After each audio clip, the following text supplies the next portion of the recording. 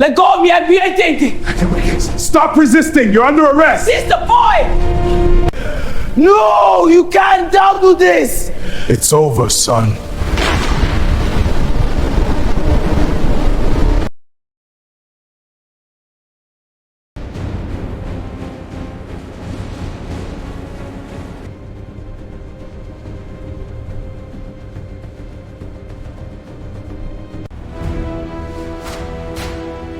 They say prison is where criminals pay for what they did.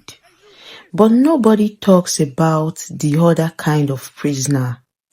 The one who pays for what somebody else did. His name was Dayo Akinlade, 27 years old, soft-spoken, hard-working, and the kind of man who took care of his mother like she was his child. Dayo's life was simple.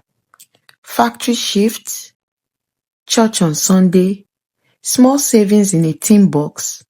He wasn't famous. He was not rich. Which is exactly why when trouble came looking for a culprit, it found him. It started with 2 robberies, 2 shop managers shot, 2 nights apart in a city called Kota Meridian, a place where headlines were more important than truth. The police were under pressure. The public wanted a face, a name, a quick arrest. So they made one. They came for Dayo at dawn. His mother begged them. My son has never held a gun in his life. One officer didn't even pretend to care. Madam, we just need him to answer some questions. But questions in that building weren't questions. They were traps. They sat Dayo in a room colder than mercy. They asked the same thing 100 ways. Where were you? Why did you run? Who did you do it with? Dayo kept repeating the same truth. I was at work. But truth without power is just noise. Then they brought out a gun, an old revolver. This belongs to your family, the detective said. Dayo's stomach dropped. It was his stepfather's old gun, locked away for years, forgotten in a rusting box. They said their forensic unit matched the bullets to it. They said it like it was science, like it was God. And once science is spoken in a courtroom, ordinary people stop thinking. They stop questioning. Dayo's trial began 3 months later. He walked in wearing a borrowed shirt, his hands shaking.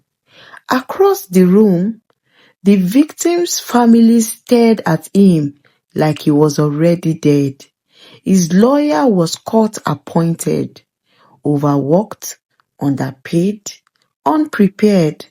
The prosecutor spoke with confidence because confidence is persuasive even when it's empty. They showed photos. They played dramatic music in their voices. They made Dayo look like a monster. Then came the evidence. A forensic expert testified that the bullets were a match to the old family gun. No fingerprints, no DNA, no credible eyewitness who saw Dayo pull a trigger. Just the bullets match. And that was enough. Dayo's lawyer tried, but trying is not the same as defending. He didn't challenge the science properly, didn't call a strong, independent expert, did not break down the weaknesses of the jury. He mostly just begged for mercy. And mercy is not what courts are built on. The judge asked Dayo if he had anything to say before sentencing. Dayo looked at his mother. Her hands were trembling in prayer. He swallowed his fear and said, "I did not do it." The judge didn't blink. Guilty. The gavel sounded like a coffin closing. Dayo was sentenced to life with an extra twist the court called justice. He was sent to Stone Ridge Prison, the kind of place where hope goes to starve. On day one, they shaved his hair. On day one, they stripped him naked, not because they needed to, but because prison teaches you the first lesson. You are not a person here. You are a body they can control. He learned the second lesson on day 2. The noise never stops. Men shouting in sleep, keys clanging, boots walking like threats, a toilet smell that becomes part of your lungs. He shared a cell with a man called Bolo, a veteran of the system. Bolo didn't ask Dayo what he did. He asked something more important. Can you fight? Dayo couldn't. He wasn't built for it. And prison loves men who are built for it. In prison, there were gangs. There are debts. There is food that tastes like punishment. There are guards who smile when you suffer. There are nights you sleep with one eye open, not because you are guilty, but because innocence makes you a target.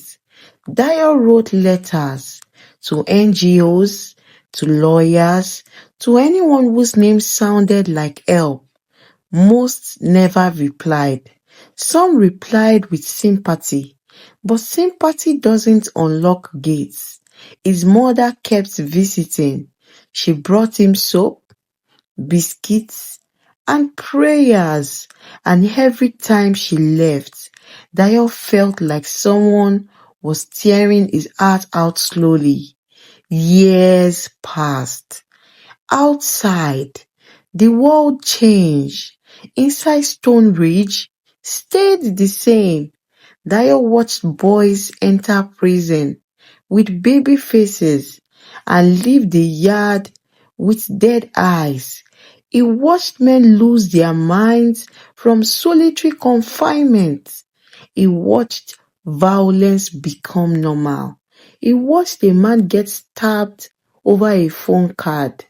In prison, you learn how cheap human life becomes when nobody is watching.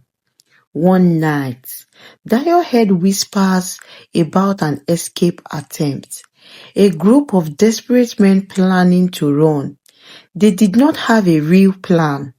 Just hunger, just madness, just the belief that freedom was worth any risk. A guard shouted his name. Akinlade! Phone! Dayo picked up the receiver. It was his aunt. Her voice was shaking. Dayo, your mother is gone. His whole body went cold. What do you mean gone? She died last night. No goodbye, no last hug, no last prayer beside him.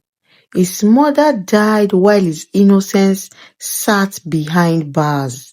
Dayo slid down the wall and made a sound that didn't even feel human. That day, something inside him broke, not loudly, quietly.